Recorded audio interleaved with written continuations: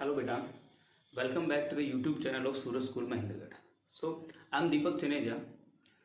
So बेटा हम discuss कर रहे हैं अपना आज का जो टॉपिक हम लेके चलेंगे क्लास 9 के लिए लेके चलेंगे. केमिस्ट्री से लेंगे हम अपना स्केल्स और मेजरिंग टेम्परेचर. सो टॉपिक जो हम लेके चलेंगे for class 10th sorry class 9th and subject will be chemistry. Class 9th का टॉपिक हम डिस्कस करके चलेंगे. जो फर्स्ट चैप्टर हम लेके चलेंगे that is matter in our surroundings. Matter in our surroundings से टॉपिक हम लेके चल रहे हैं that is scales of measuring temperature.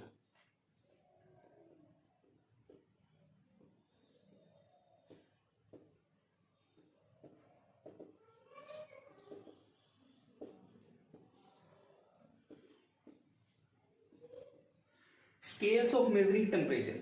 अब देखो बात आती है कि टेम्परेचर हम मेजर करते हैं कि कहीं डिग्री सेल्सियस में मेजर कर रहे हैं, कहीं फारेनहाइट में बताते हैं, कोई हमारा केल्विन के अंदर लेके चलता है. तो मेनली कोई क्राइटेरिया तो होगा किस तरीके से हम मेजर करके चलें. तो हमने डिफरेंट 3 स्केल्स की बात की. 3 अलग अलग स्केल लिए गए. उनके बेसिस के ऊपर हमने डिफाइन किया कि कैसे हम किसी भी क्वांटिटी को, कोई भी हमारे पास क्वांटिटी उसका कैसे मेल्टिंग बॉइलिंग पॉइंट या कोई भी टेम्परेचर हम कैसे वेरी जो मेजर कर सकते हैं. सो मेनली सबसे पहले देयर आर 3 टाइप्स. 3 तरह के स्केल्स हम लेके चलेंगे. 3 scales are there. First one is जो 3 टेम्परेचर स्केल है. पहला जो टेम्परेचर स्केल होगा दैट इज सेल्सियस एक डिग्री.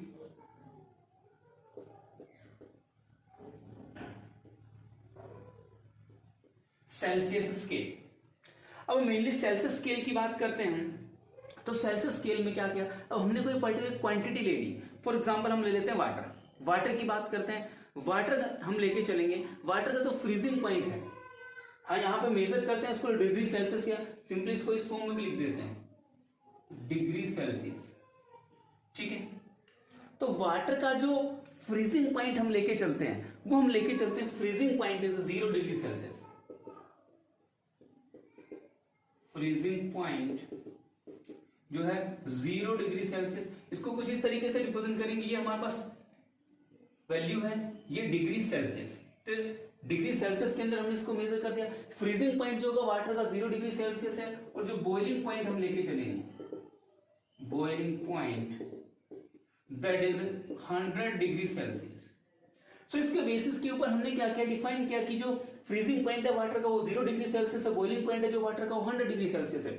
सो जो सेल्सियस स्केल होता है उसकी जो रीडिंग्स जो होती हैं जो कैलिब्रेटेड होती है फ्रॉम 0 to 100. 0 से 100 डिग्री तक वो मेजर करता है.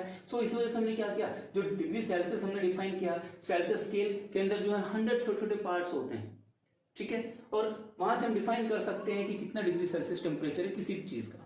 क्लियर है बेटा. सो यहां से हमने क्या डिग्री सेल्सियस को डिफाइन कर दिया. नेक्स्ट हम बात करते हैं फारेनहाइट स्केल की. Second one is Fahrenheit scale. ये सेकेंड स्केल हमारे पास आता है.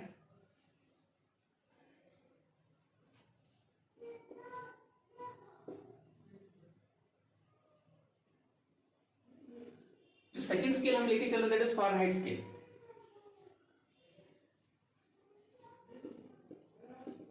Fahrenheit scale.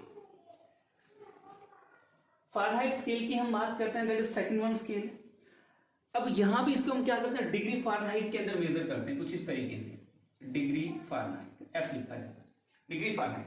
यहां पे जो रीडिंग्स हम लेके चलते हैं उसी तरह वाटर की बात करते हैं. जो फ्रीजिंग पॉइंट लेके चलते हैं वो हम लेके चलते हैं. यहाँ पे फ्रीजिंग पॉइंट लेंगे 32 डिग्री फारेनहाइट फॉर वाटर. और जो बॉइलिंग पॉइंट लेके चलेंगे दैट इज 212 डिग्री फारेनहाइट. मतलब जो वाटर जो बॉइल होगा वो 212 डिग्री फारेनहाइट के ऊपर होगा और जो फ्रीज होगा वो कितना 32 डिग्री फारेनहाइट के ऊपर. सो यहाँ पे हमारे पास इस तरीके से हम ले सकते हैं. Second one is Fahrenheit scale. Third आता है हमारे पास Kelvin. Third one is Kelvin scale.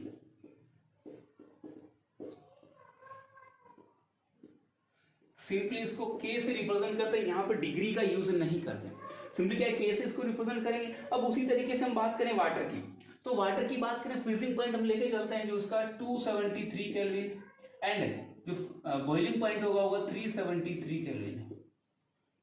ठीक है. तो यहां जो हमारे पास केल्विन स्केल जो हम लेके चलते हैं उसके ऊपर जो रीडिंग्स अगर हम बात करेंगे होते हैं 273 डिग्री 273 केल्विन टू 373 केल्विन.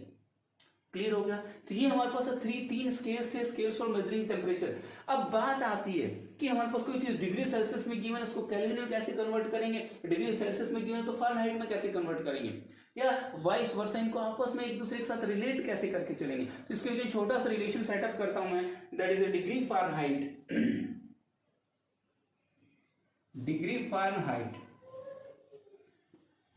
अब फारेनहाइट है, इसको कैसे हम डिग्री सेल्सियस से कैसे कैलकुलेट कर दें, that is equals to 9/5 into degree Celsius plus 32। Fahrenheit जो कैलकुलेट करेंगे कितना हो जाएगा, 9/5 इंटू डिग्री सेल्सियस से प्लस 32। ये हमारे पास कोई भी वैल्यू आती है किसमें, फारेनहाइट में आ जाती है। अब बात आती है कि फारेनहाइट से केल्विन में कैसे करें, डिग्री सेल्सियस से केल्विन में कैसे करें। 0 degree Celsius is equal to होता है 273 केल्विन।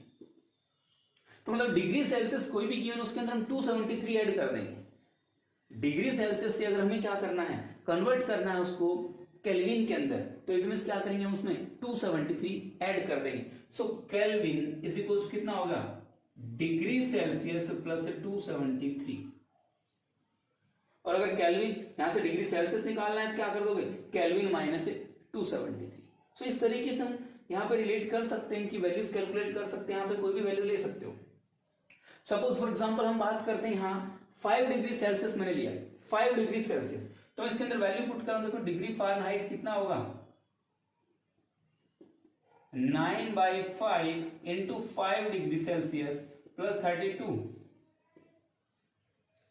क्लियर होगा, 5 से 5 कैंसिल आउट हो गया। So degree Fahrenheit is equals to कितना आया, 9 प्लस 32, तो कितना हो जाएगा यहां से 41।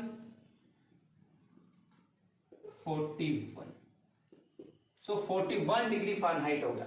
अब 41 डिग्री फारेनहाइट को अगर हमें कन्वर्ट करना है सेल्सियस के अंदर तो कैसे होगा, देखो वहां से सेल्सियस निकाल सकते हैं यहां से हम, देखो पुट कर रहा हूं मैं, डिग्री फारेनहाइट हमारे पास गिवन है 41 is equals to 9/5 into degree Celsius plus 32। 32 उधर पॉजिटिव इधर आएगा तो माइनस हो जाएगा, तो कितना बचा यहां से हमारे पास 941 minus 32 is equals to 9/5 into degree Celsius. तो कितना बच गया 9 इज इक्वल्स टू, ये देखो इधर मल्टीप्लीकेशन 9/5 इधर आएगा तो कितना हो जाएगा into 5/9 equals two degree Celsius. 9 से 9 कैंसिल आउट हो गया, तो कितना आएगा 5 is equals two degree Celsius. यही हम लेके चले, देखो यहां पे हमने डिग्री सेल्सियस कितना लिया था 5 डिग्री सेल्सियस, वही हमने कन्वर्ट कर लिया। सो इसी तरीके से सभी स्केल्स के अंदर डिफरेंट डिफरेंट वैल्यूज हम लेके चल सकते हैं, इन वैल्यूज को हम काउंट कर सकते हैं, मेजर कर सकते हैं। सो बेटा ये तो हमारे पास स्केल्स फॉर मेजरिंग टेम्परेचर की 3 डिफरेंट स्केल हैं जिनकी सहायता से हम क्या कर सकते हैं, डिफरेंट ऑब्जेक्ट्स का जो टेम्परेचर हम मेजर कर सकते हैं। अब नेक्स्ट बात आती है कि क्या मैटर अपनी स्टेट चेंज कर सकता है, can matter change it's state. तो यहां से हम डिफाइन करेंगे हाँ कि मैटर जो अपनी स्टेट चेंज कर सकता है। तो स्टेट चेंज कैसे करेगा, स्टेट चेंज करने का मतलब कि सॉलिड से लिक्विड में कन्वर्ट हो जाए, लिक्विड से गैस में, या गैस से सॉलिड में हो जाए, गैस से लिक्विड में हो जाए, ये कन्वर्जन हमारे पास। तो क्या बात आती है कि क्या मैटर अपनी स्टेट चेंज कर सकता है, तो हम सिंपली डिफाइन करेंगे यस ऑफ कोर्स मैटर जो अपनी स्टेट चेंज कर सकता है। अब क्या खुद ब खुद कर सकता है या कोई कंडीशन हम लगाएंगे, इसके ऊपर कंडीशन अप्लाई करेंगे। सो मेनली हम बात करते हैं भाई 2 पॉइंट्स लेके चलते हैं, that is temperature and pressure, कि टेम्परेचर और प्रेशर की सहायता से हम क्या करते हैं, स्टेट चेंज कर सकते हैं। नो जनरली हम देखते हैं कि हमारे पास सॉलिड है, कोई आइस लेके चलते हैं, सॉलिड है, उसको जैसे हम हीट करते हैं मतलब टेम्परेचर बढ़ाया, तो टेम्परेचर बढ़ाने की वजह से क्या हुआ, उसकी स्टेट चेंज होने लग गई। वो आगे हम डिस्कस करेंगे किस तरीके से स्टेट चेंज होती है, latent heat of fusion, vaporisation जो भी आएंगे, तो वो स्टेट चेंज होती है।